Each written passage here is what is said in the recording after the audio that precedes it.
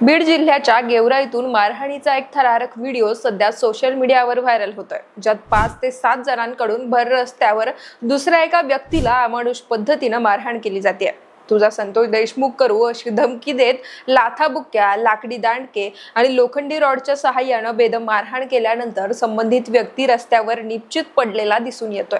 आश्चर्याची गोष्ट म्हणजे ही बेदम मारहाण होत असताना आजूबाजूचे सगळेच व्यक्ती केवळ बघ्याची भूमिका घेताना दिसून येत आहेत। एवढंच काय तर घटनास्थळावरून आरोपी पळून गेल्यानंतरही बराच वेळ पीडित व्यक्तीच्या मदतीला एकही जण समोर आला नव्हता।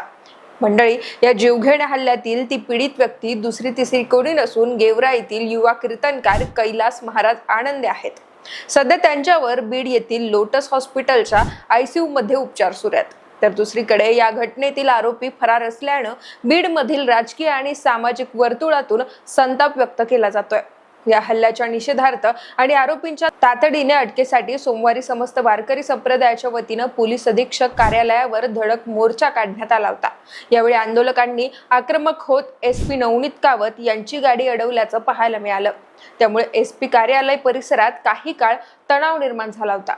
तर याच प्रकरणात आता उपमुख्यमंत्री एकनाथ शिंदे यांची एंट्री झाली असून त्यांनी कीर्तनकार कैलास महाराज आनंदे यांच्याशी व्हिडिओ कॉलद्वारे संपर्क साधत आरोपींना इशारा दिलाय। पण कैलास महाराज आनंदे यांच्यावर हा जीवघेणा हल्ला का करण्यात आला, त्यांनी गेवराई पोलीस ठाण्यात दिलेल्या फिर्यादीत नेमकं काय म्हटलंय ते जाणून घेऊयात व्हिडिओच्या माध्यमातून। नमस्कार, मी पूजा आणि आपण पाहताय दे दणका।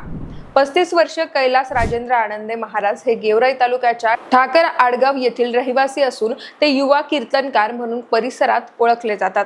आनंदे महाराज हे स्वानंद सेवा नावाचे गुरुकुल देखील चालवतात। त्यांनी जोग महाराज वारकरी संस्था आळंदी येथून वारकरी संप्रदायाचं शिक्षण घेतलेलं आहे।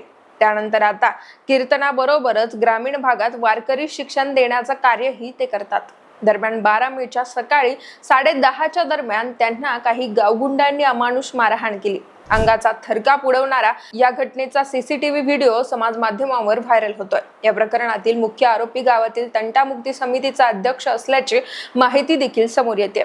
या घटनेच्या FIR मध्ये सांगितल्याप्रमाणे संदीपान अरुण कोकाट, महेश उर्फ श्याम शहादेव पटेकर, विशाल रामा कोकाट, आकाश मारुती सोनवणे हे 4 आरोपी ठाकर आडगाव इथलेच असून ओमकार बाळासाहेब गव्हाणे हा आरोपी टाकळ गावातील आहे। तर इतर 5 ते 6 अनोळखी व्यक्तींवर देखील गुन्हा दाखल झालाय। हत्येचा प्रयत्न केल्याच्या आरोपाखाली BNS कायद्याच्या कलम 109 सह इतर 12 प्रकारची गंभीर कलम या सगळ्या आरोपींवर लावण्यात आली आहे। तर घटनेच्या 4 दिवसांनंतरही हे आरोपी पोलिसांना सापडले नसून या घटनेनंतर पीडित आनंदे कुटुंब भीतीच्या वातावरणात आहे। या संदर्भात माहिती देताना आनंदे महाराजांचे वडील राजेंद्र आनंदे यांना रडू कोसळलं। ते म्हणाले की गावात आमचं एकटं घर आहे, त्या लोकांची मोठी दहशत आहे, आम्हाला गावात राहणं देखील अवघड झालंय। या प्रकरणात पोलीस अधीक्षकांनी कठोर कारवाई करावी अशी मागणी त्यांनी केली आहे। दरम्यान मारहाणीची ही घटना नेमकी कशी घडली आणि का घडली या संदर्भात कैलास महाराज आनंदे यांनी FIR मध्ये सांगितलं की आमच्या मूळ गावी ठाकर आडगाव येथे मारुतीचं प्रसिद्ध मंदिर असून दरवर्षी तिथे सप्ताह होत असतो। या मंदिराच्या ट्रस्टीचे अध्यक्ष संदीपान अरुण कोकाट हे असून ते गावातून सप्ताहाची वर्गणी गोळा करण्याचं काम करतात। मी त्यांना वर्गणीचा हिशोब मागत असल्यानं तो व त्याचे वडील मला वारंवार जीवे मारण्याची धमकी देत असत। त्यामुळे त्याच्या विरोधात माझा भाऊ उत्तम राजेंद्र आनंदे यानं तलवाडा पोलीस ठाण्यात 8 मेला तक्रार दिली होती। त्यामुळे संदीपान कोकाट हा माझ्यावर राग धरून होता। तसंच गावातील महेश उर्फ श्याम शहादेव पटेकर याच्या विरुद्ध दाखल असलेल्या एका गुन्ह्यात माझा भाऊ उत्तम आनंद हा साक्षीदार झालेला होता, म्हणून त्यानं मला व माझ्या भावाला फोन करून जीवे मारण्याची धमकी दिली होती। तेव्हापासून त्याचा देखील माझ्यावर राग होता। तर गावातीलच विशाल कोकाट आणि आकाश सोनवणे हे संदीपान आणि श्याम सोबत राहून गावातून ये जा करत असताना वारंवार रस्ता अडकून मला धमकी देत होते। 12 मेच्या सकाळी मी आळंदी येथे जाण्यासाठी ठाकर आडगाव येथून गेवराईकडे निघालो होतो। सकाळी 10 वाजता जातेगाव रोडवरील शासकीय दूध संघाच्या शेजारी आलो तेव्हा संदीपान कोकाट व एक अनोळखी व्यक्ती मोटारसायकलवर आले। मी ज्या ॲम्ब्युलन्स मधून जात होतो त्यांनी ती गाडी अडवली आणि माझी कॉलर धरून मला खाली ओढलं। तू मला सप्ताहाचा हिशोब का विचारतोस, तुला जीवे मारून टाकावे लागेल असं तो म्हणू लागला। त्यानंतर त्यांनी मला कोयता आणि मोटारसायकलच्या केबलनं मारहाण केली। थोड्याच वेळात त्या ठिकाणी इतर आरोपी देखील वेगवेगळ्या मोटारसायकलनं त्या ठिकाणी आले आणि त्यांनी मला बेदम मारहाण करायला सुरुवात केली. तुझा भाऊ माझ्या विरुद्ध पोलिसांना माहिती देतो असं म्हणत श्याम पटेकर यानं माझ्या हातावर पायावर लाकडी दांडक्यानं जबर मारहाण केली.